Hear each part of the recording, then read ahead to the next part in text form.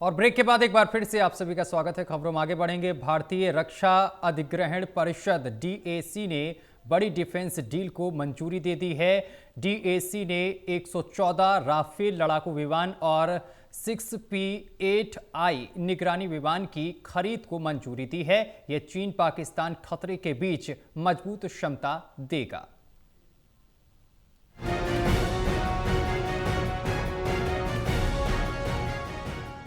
रक्षा मंत्री राजनाथ सिंह की अध्यक्षता में डिफेंस एक्विजिशन काउंसिल ने 12 फरवरी 2026 को लगभग 3,60,000 करोड़ रुपए की अनुमानित कीमत पर सेनाओं के अलग अलग प्रपोजल के लिए एक्सेप्टेंसेस ऑफ नेसेसिटी AON जारी कर दी है। इंडियन एयरफोर्स के लिए multi role fighter aircraft MRFA Rafale, combat missile और airship based high altitude pseudo satellite HAPS की खरीद के लिए AON को मंजूरी दी गई है।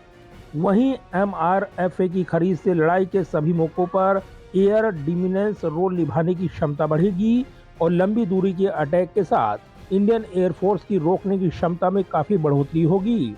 खरीदे जाने वाले ज्यादातर जो एयरक्राफ्ट हैं भारत में बनाए जाएंगे। Combat missile deep strike power और बहुत ज्यादा एक्यूरेसी के साथ स्टैंड ऑफ ग्राउंड अटैक क्षमता को बढ़ाएगी।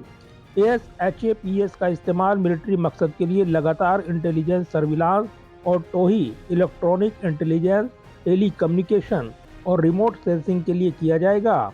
इंडियन आर्मी के लिए एंटीटेक माइंस विभव खरीदने और armed recovery vehicles T-72 tanks और infantry combat vehicles BMP second के व्हीकल प्लेटफॉर्म के ओवरहॉल के लिए AON दिया गया था।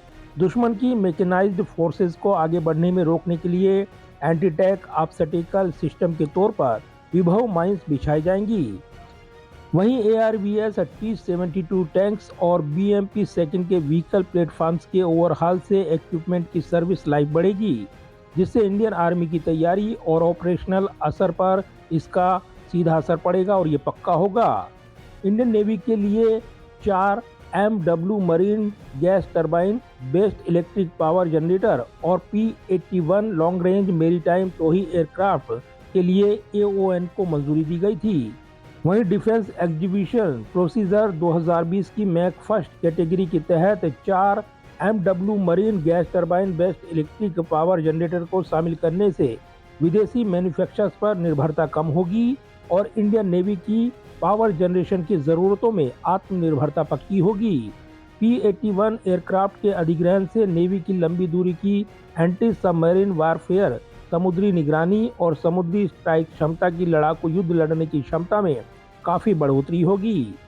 वहीं इंडियन कोस्ट गार्ड ICG के लिए डोर्नियर एयरक्राफ्ट के लिए इलेक्ट्रो ऑप्टिकल इंफ्रारेड सिस्टम की खरीद के लिए AON दिया गया है। ये खरीद ICG की समुद्री निगरानी क्षमता को बढ़ाने में मदद करेगी।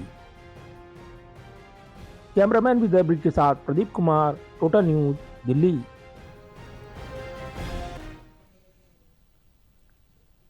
Supreme court